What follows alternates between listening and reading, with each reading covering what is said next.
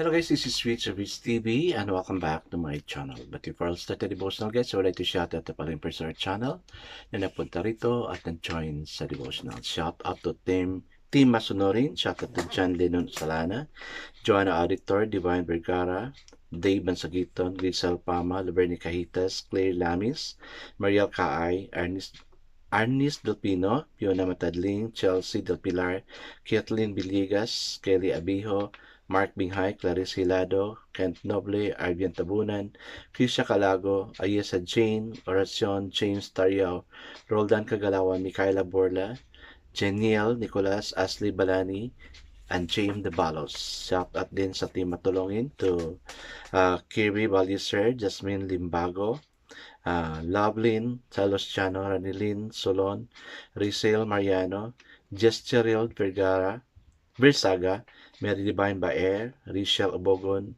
Kian Bautista, Ayan Bel Sisi, Sinon, Jefford Girigay, Shansi Pearl Villa Esther, Kyla Colasti, Gilbert Silion, Roxanne Espertas, Chesa, Glesa Balocan, and to Team Maparaan, shout out to Daryl PS, DB Ortez, Rogin Tabuyan, Hinani Mag-abo, Gina Soberano, Johnny Abiden, Marian Kim Moreno, Grant Neil Puertas, James Alcontin, Francis J. Canoy, Ian Coaton, Claire Cabanca, Rochelle Ann Kanda, to Team Onawain, to Jillian Istopel, to Jalaika Vertugana, Jaya Estrella, even shout out to my friends na mga YouTuber, to Connie Vlog, Michael Aburita, Heart Ponsalan, Jens TV, Retro Vlog, Pimbert Tolpo, and even to SSF Korea and Queenie Amoyo.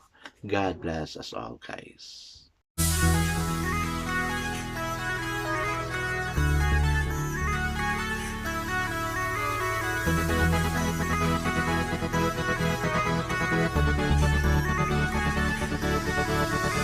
Rich TV, where you heard it, number one is on the top. Good advice is they'll never stop. Rich TV, where you heard it, number one is on the top. Good advice is they'll never stop. Guys, Friday na naman bukas at of course, pahinga na naman, no? Kaya yung mga estudyante dyan, feeling excited. So, but still, I encourage you to study kasi by next week, parang break din yun, no? And then, of course, pagbalik natin, examination na. Kaya, let's not waste time, but I encourage you to really study your lesson, especially that iba yung system natin, no? We only have 2 days exam. Unlike college, they have the whole week exam. So, they really have time to study. But since you're still in high school, yan, you really need to start studying now. Do not procrastinate kasi time is too short for you to study. I guess let's now proceed to our devotional. Let's open a Bible to 1 Corinthians chapter 7, verse 12 to 24. Still guys, I'm using the devotional study Bible because the words used is simplified na maintindihan talaga natin. Okay, the word of the Lord in 1 Corinthians chapter 7, verse 12 to 24 says, "To the rest I say this, not the Lord. If any brother has a wife who is not a believer and he is willing to live with him, he must not divorce her. And if a woman has a husband who is not a believer and he is willing to live with her, she must not divorce him. For the unbelieving husband has been sanctified through his wife, and the unbelieving wife has been sanctified through her believing husband. Otherwise, your children would be unclean, but as it is, they are holy. But if the unbeliever lives, let him do so. A believing man or woman is not bound in such circumstances. God has called us to live in peace. How do you know, wife, whether you will save your husband, or how do you know, husband, whether you will save your wife? Nevertheless, each one should attain the place in life that the Lord assigned to him and to which God has called him. This is the rule I lay in all the churches. Was a man already circumcised when he was called? He should not become uncircumcised. Was a man circumcised when he was called? Nabalik ko na. He should not be circumcised. Circumcision is watching Circumcision is nothing and uncircumcision is nothing. Keeping God's command is what counts. Each one should remain in the situation which he has in when God called him. Were you a slave when you were called? Don't let it trouble you. Although if you can gain your freedom, do so. For he who has a slave when he was called, led by the Lord, is the Lord's freedom. Similarly, he who was a freeman when he was called is Christ's slave. You were bought at a price. Do not become slaves of men. Brother, each man as responsible. God, I, again, brother, each man as responsible to God should remain in the situation God called him. Amen and amen. Hi guys, let's now pray. Father God, we are all bound to responsibilities you have given us, okay? Yes, Lord, we are all sinners and you have your command to obey.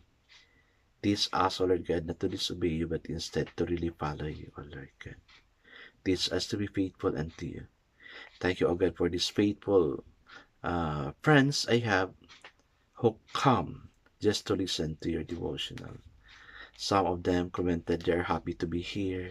They're excited to listen. Some of them waited because of this. Thank you for how they made time before you, and that, O Lord God, they have obeyed your will. And teach us to continue obeying you, O God, by convicting us to read the Bible, have our own devotional, meditate on it, and help us grow unto you, O God. Lord, this is what you're going to do for us. Bless each one nandito ngayon, O God. Even the family they're representing. I'm committing my students to you, especially that they'll be having their exam on the first week of December. Lord, bless them, guide them, manifest in them. In Jesus' name we pray. Amen and amen. So the focus verse we have for this evening, guys, is found in 1 Corinthians chapter 7, verse 24. It says, Brother, each man, as responsible to God, should remain in the situation God called him to. So the title of the devotion for this evening, guys, is The Unbelieving Spouse. What should happen if a person called to Christ is already married to an unbelieving spouse? If the unbeliever is willing to live with, example, does not object, restrict, or obstruct the other's practice of Christianity, the believers, then they should continue to live together. And the great benefit is that this spouse will be sanctified, and the children from both holy spouses will also be sanctified. Binasa natin yan, no? Sa verse 14. If a mixed marriage that stays together can bring holiness to the entire household, how tragic it must be, especially for children, when believing spouses divorce. However, if the unbelieving spouse opposes the other Christian faith and thus separates, the believer must accept the situation. Only God knows if the unbeliever comes to faith and he lives in peace.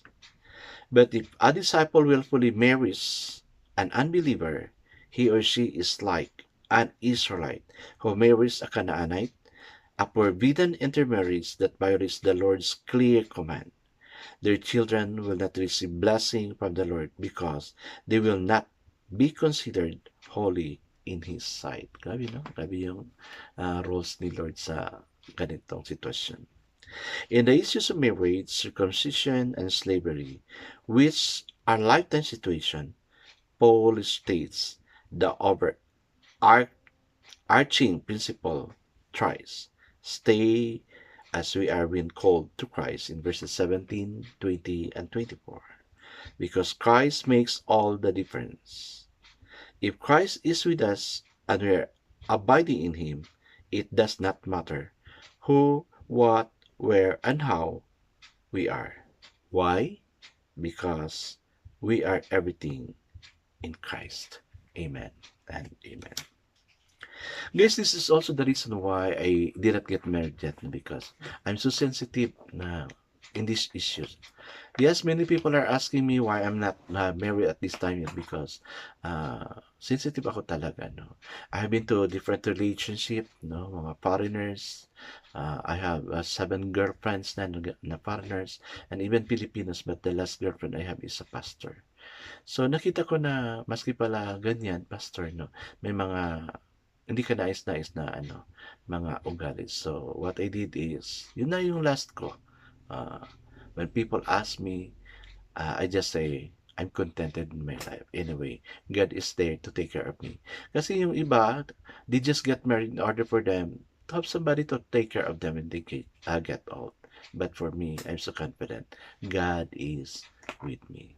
Kaya, I would rather uh, go celibacy, remain single, or whatever in order not to be tempted, but I know God is with me. So, guys, we have to follow what God had instructed us to do this evening, and may we follow.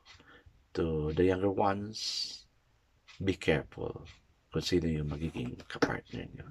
Dapat iisa lang kayo. Alright guys, let's now pray. Thank you, Lord, for the spouse you prepared for or have given to us. Amen and amen. Yes, guys, God installed something beautiful to us. God bless us always because I know God shall bless us 10 times better. This again, Rich Words TV. Kita-kita tayo ulit. Sa muli, paalam!